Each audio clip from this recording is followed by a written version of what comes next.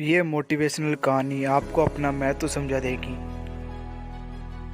प्रत्येक व्यक्ति का अपना अलग महत्व होता है, अलग वैल्यू होती है। उसको कई बार खुद की वैल्यू पता नहीं होती है।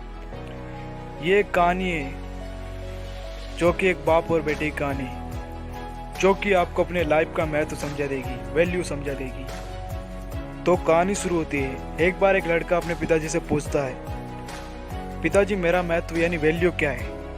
तो उस लड़के के पिता ने उस लड़के से कहा, मैं ज़रूर बताऊंगा।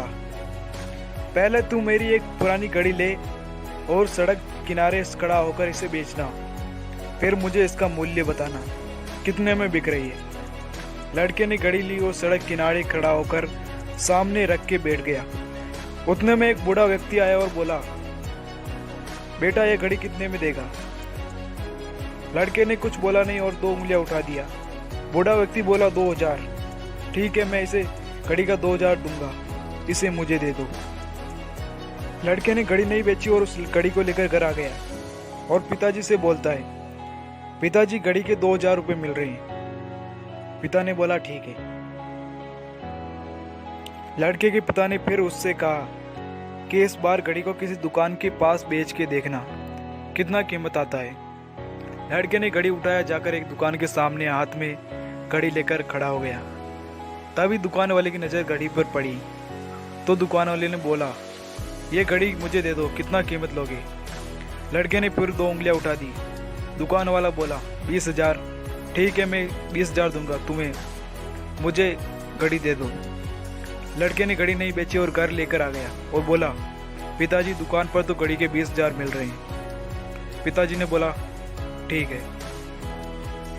अगली बार लड़के के पिता ने लड़के को घड़ी दिया और बोला, अब की बार इस घड़ी को किसी म्यूजियम में ले जाकर कीमत पूछना।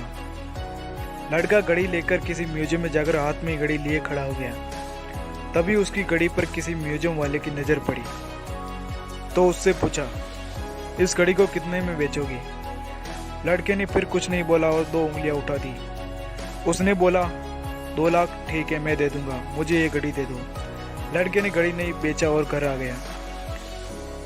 अपने पिता से बोला, पिताजी म्यूजियम में इसकी कीमत 2 लाख रुपए मिल रही है। पिताजी बोले, ठीक है। लड़के के पिता ने लड़के से पूछा, अब समझ आया कि तुम्हारा महत्व यानी वैल्यू क्या है? तुम्हारा महत्व तुम पर निर्भर करता है कि तुम अपने आप की वैल्यू कैसे बढ़ाओगे। तुम्हारी वैल्यू कोई दूसरा तय नहीं करेगा, तुम्हारी वैल्यू तुम खुद तय करोगे। तुम खुद अपनी वैल्यू बढ़ाओगे। खुद को यह तय करना होता है कि अपने आप को किस श्रेणी के महत्व के लिए तैयार करते हैं। अपनी वैल्यू के लिए हम खुद जिम्मेदार हैं।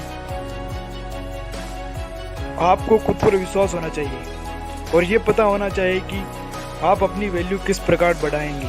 जीवन एक कला है और आप उसके कलाकार हो।